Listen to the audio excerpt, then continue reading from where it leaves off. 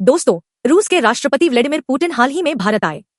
एक 24 घंटे का हाई प्रोफाइल स्टेट विजिट, राजकीय सम्मान, कैमरे, बड़ी बड़ी बातें और स्पेशल टाइम टेस्टेड रिलेशनशिप जैसे भारी शब्द। लेकिन असली सवाल ये है, क्या इस दौरे से भारत और रूस के रिश्तों में कोई ठोस बदलाव आया या फिर ये सिर्फ ऑप्टिक्स थे, दिखावा ज्यादा, नतीजे कम।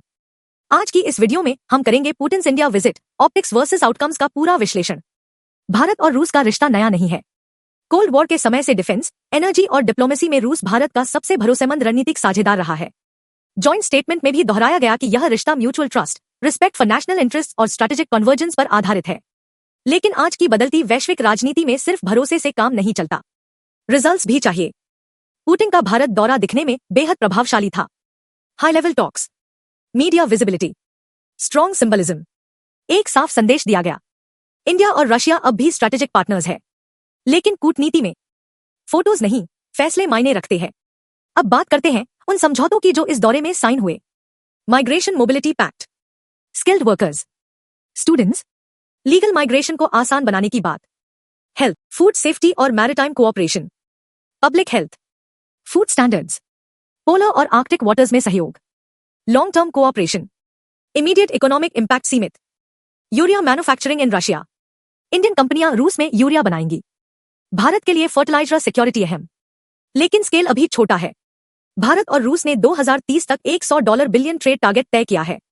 साथ ही यूरेशियन इकोनॉमिक यूनियन (ईयू) के साथ फ्री ट्रेड एग्रीमेंट (एफटीए) को फास्ट ट्रैक करने की सहमति। ईयू में शामिल देश Russia, Armenia, Belarus, Kazakhstan, Kyrgyzstan. यह एक पॉजिटिव स्टेप है, लेकिन ट्रेड इंबैलेंस कैसे सुलझेगा? लॉजिस्टिक्स और पेमेंट्स कैसे आसान होंगे? इन सवालों पर कोई क्लियर रोड मैप सामने नहीं आया। अब आते हैं सबसे अहम मुद्दे पर। भारत और रूस का रिश्ता तेल और गैस पर टिका रहा है, लेकिन भारत ने अक्टूबर 2025 से रूस से तेल आयात घटाना शुरू कर दिया। Global pressure, price volatility, diversification strategy. इस दौरे में एनर्जी टाइज बढ़ाने पर कोई बड़ा ऐलान नहीं हुआ। रूस भारत का ट्रेडिशनल डिफेंस सप्लायर रहा है, S-400 एयरक्राफ्ट, सबमरीन्स। लेकिन इस विजिट में कोई नया डिफेंस डील नहीं, टेक्नोलॉजी ट्रांसफर पर चुप्पी, जॉइंट प्रोडक्शन पर प्रगति नहीं। यही वो सेक्टर था जहां सबसे ज्यादा उम्मीदें थी और सबसे ज्यादा निराशा भी। जॉइंट स्टेटमेंट शब्द मजबूत, जमीन कमजोर। जॉइंट स्टेटमेंट में कहा गया, India Russia relationship is special, time tested and based on mutual trust. ये शब्द डिप्लोमैटिक तौर पर मजबूत है, लेकिन सवाल यह है, क्या ये बयान आज की जियोपॉलिटिकल रियलिटी को बदल सकते हैं? आज Bharat US Europe Indo Pacific quad सबके साथ बैलेंस बना रहा है और रूस चाइना के और करीब जा रहा है। इस बदलते समीकरण में पुराने शब्द नए हालात को पूरी तरह रिफ्लेक्ट नहीं करते।